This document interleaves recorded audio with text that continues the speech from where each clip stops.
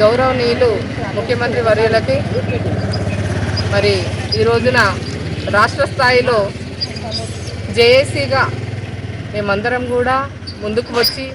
అన్ని సంఘాల బాధ్యుల నుండి మరి ఈ రోజున మేము ఒక రిప్రజెంటేషన్ డిఎంఎడ్హెచ్ఓ గారికి మరియు అట్లాగే కలెక్టర్ గారికి అట్లాగే ముఖ్యమంత్రి గారికి కూడా మేము తెలియజేస్తున్న విషయము ఈ సందర్భంగా ఏంటంటే గత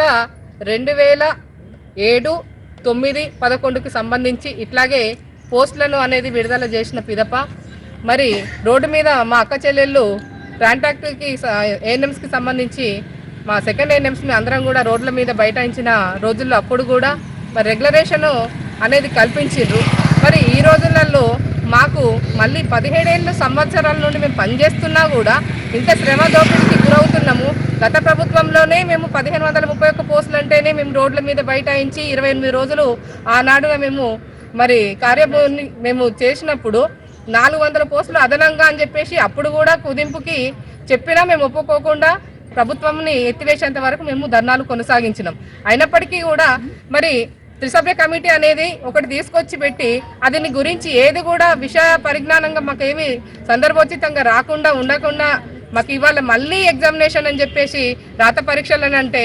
మరి కంప్యూటర్ ఎగ్జామినేషన్కి ఎంతమంది మేము చేయగలుగుతాం, రాయగలుగుతాం.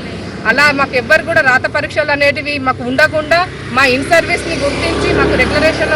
కల్పించాలనే విధంగా స్టేట్ లెవెల్ నుండి ఈరోజు జేఏసీగా దీక్షభూని మేము ముందుకు రావాల్సిన పరిస్థితి వచ్చింది. ఇకనైనా కూడా ప్రభుత్వము మరి మమ్మల్ని గుర్తించి బేషరత్గా